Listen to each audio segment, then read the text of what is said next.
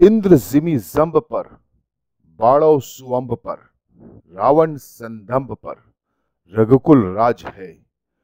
पौन बारी बाह पर, शंभुरति नाह पर, ज्यों सहस बाह पर, राम द्विजराज है। उदरात मावली, रैते सावली, गडकोट रावळी, शिव शंकर हा।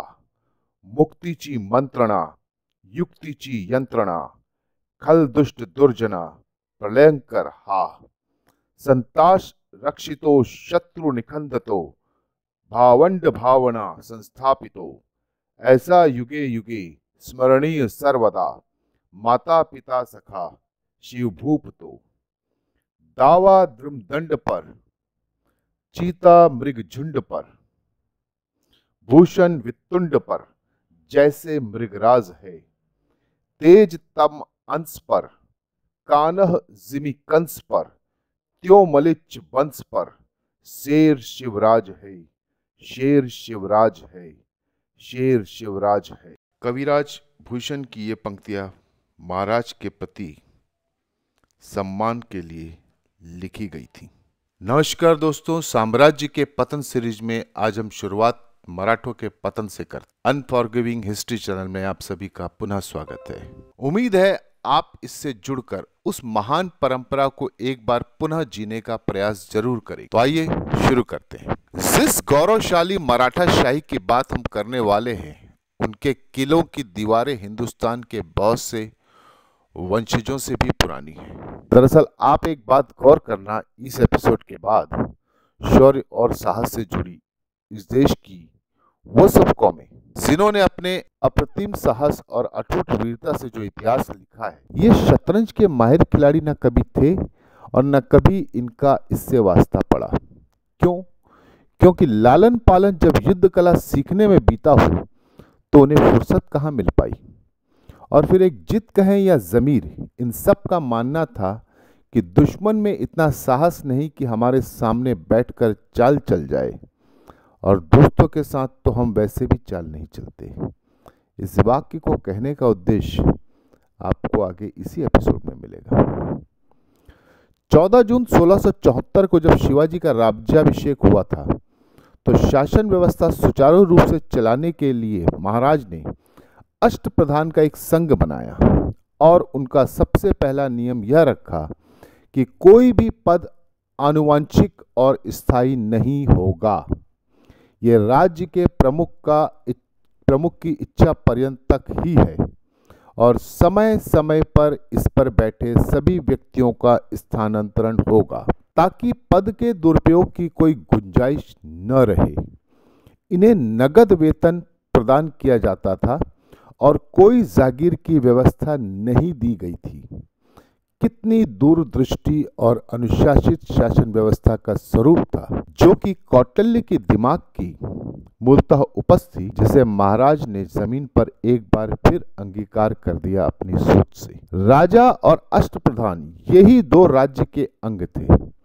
राज्य एक सत्तात्मक था और अष्टप्रधान, जिसमें पेशवा, मजूमदार, वकी नवीस, सुमंत या दबीर, सुरनिस, सेनापति, पंडित राव, न्यायाधीश, उसके अधीन उत्तरदायी कर्मचारी थे।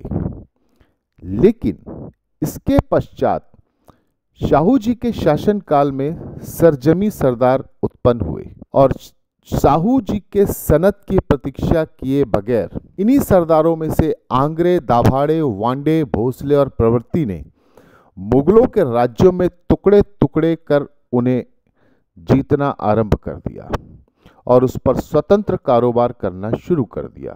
यहां से बेअदबी शुरू हो जाती है। फिर पेशवाओं ने जागीरदारी मंडली बनाई और यही ताबूत की आखिरी कील साबित हुआ मराठा शाही का, क्योंकि जागीरदारों को पेशवा का आदेश मानना जरूरी नहीं था। देखा जाए वो एक अपने आप में एक इंडिपेंडेंट गवर्निंग बॉडी हो चुकी थी, और जब आदेश ही नहीं मानोगे तो सजा कैसी। यहां से निरंकुशता आहिस्ते आहिस्ते बढ़ती गई और परिणाम स्वरूप मराठा शाही संयुक्त साम्राज्य न होकर केवल एक नाम मात्र का काम चलाऊ संघ बनकर रह गया। अब दूसरी बात, मराठाशाही को खत्म करने का दोष बाजीराव द्वितीय पर लगाया जा सकता है, जो काफी हद तक जिम्मेदार भी हैं, पर नादान बाजीराव को छोड़ कोई अन्य पुरुष हुआ या नहीं, यह बात भी तो ध्यान देने योग्य है ना। यद्यपि राज का कामकाज सवाई माधवराव के नाम से चलता था, पर उसे संचालित तो नाना साहब पेशवा करते थे। रघुनाथ राव वैसे तो स्त्रीन था, पर लेकिन था तलवार का धनी। 1714 से 1799 तक मराठा राज्य उन्नति पर था। अगर खरड़ा की लड़ाई तक मराठा राज्य की स्थिति वैसी बनी रहती तो मराठा शाही का सूरज कभी नहीं डूबता। मराठों के राज्य में मराठों ने जैसे पेशवा ब्राह्मणों को आगे बढ़ाया, वैसे ही पेशवा ब्राह्मणों ने सिंधिया, होलकर और गायकवाड़ मराठों सरदारों को आगे बढ़ाया।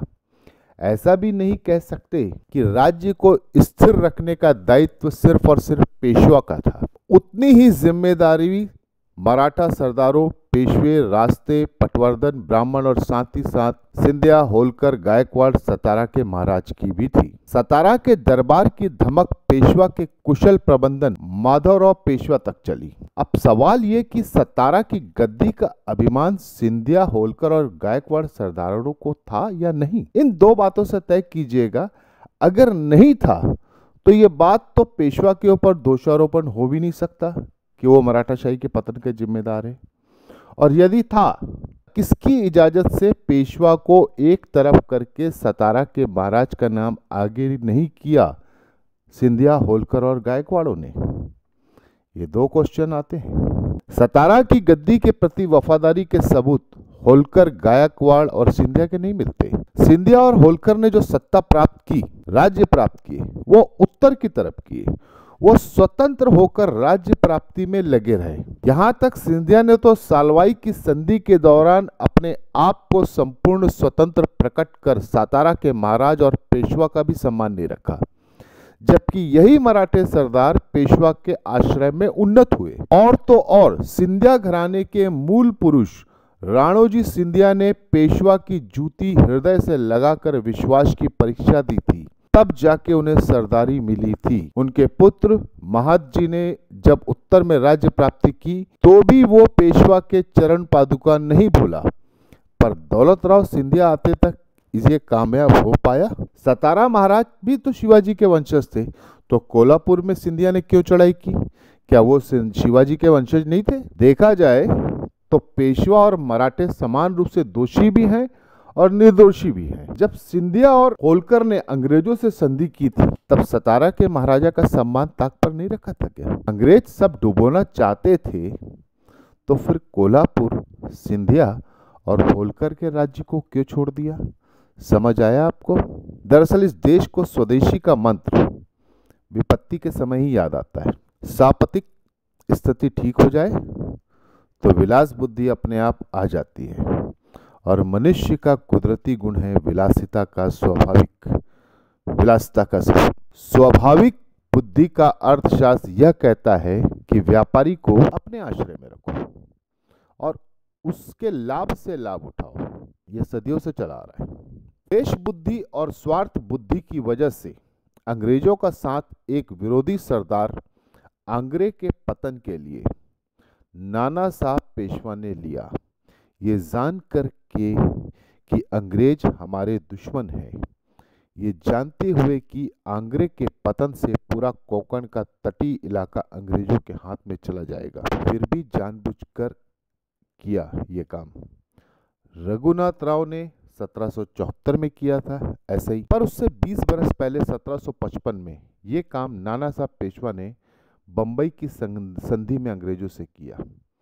इस संधि के अनुसार अंग्रेजों को संपूर्ण कोंकण तट पर और बानकोट, हिम्मतगढ़ के अलावा 5 गांव दिए और विजयनगर का किला दे दिया। संधि के अनुसार आंग्रे का जहाजी बेड़ा जला दिया, और ये दूरदर्शिता और स्वलंबन का परिचायक नाना साहेब ने सिर्फ और सिर्फ तुलाजी आंग्रे की ताराबाई के पक्ष में होने के कारण किया। क्या तुलाजी ज्यादा नजदीक था या अंग्रेज?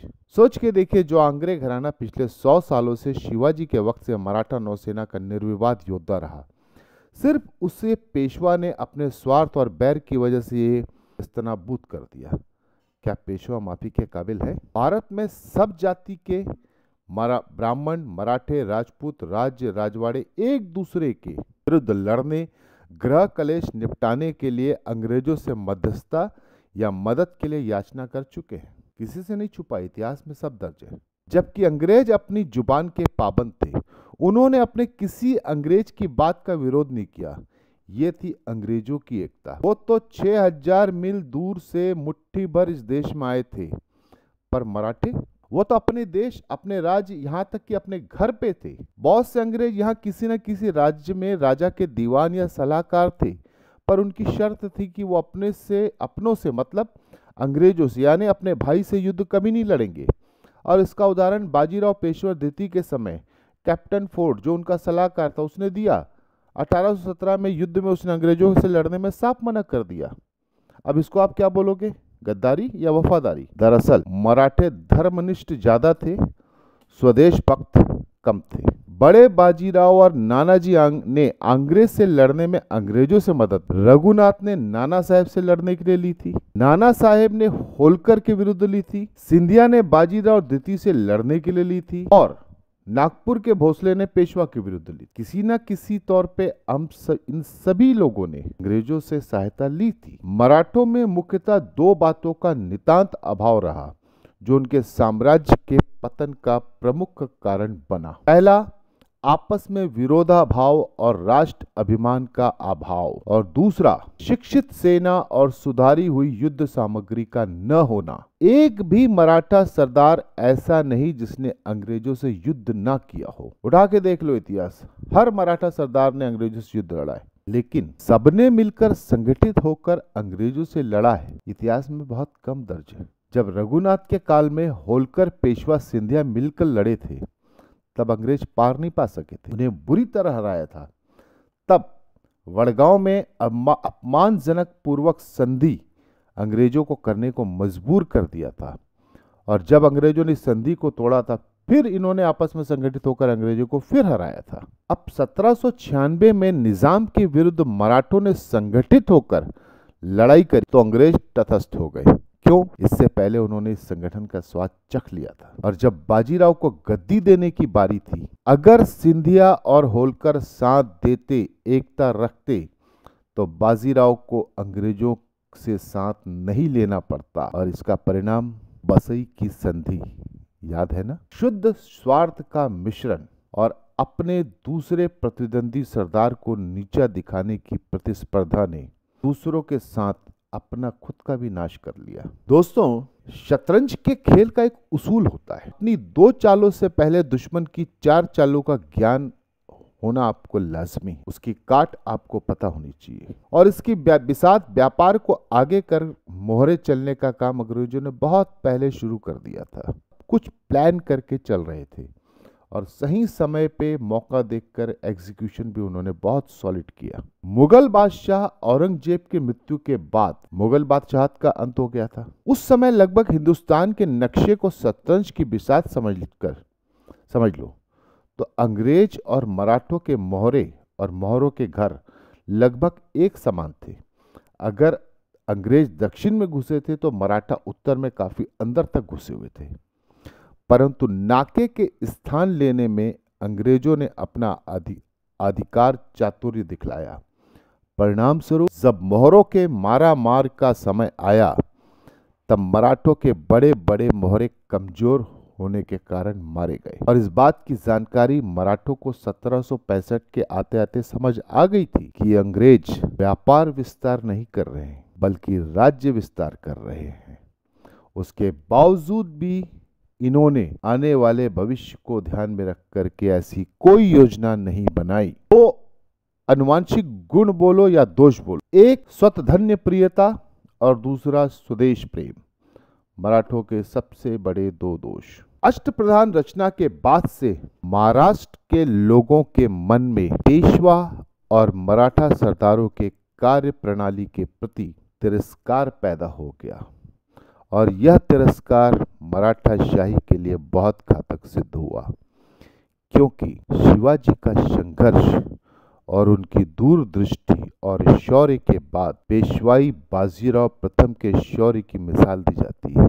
बाकी सब ग्रह क्लेश, परस्पर वैमनस्य, दुर्भावना और दुश्मनी के बीच लड़ते लड़ते आहिस्ते आहिस्ते पूरे साम्राज्य को पतन तक ले गए, सिर्फ और सिर्फ अपनी व्यक्तिगत अदूरदर्शिता के कारण। नमस्कार।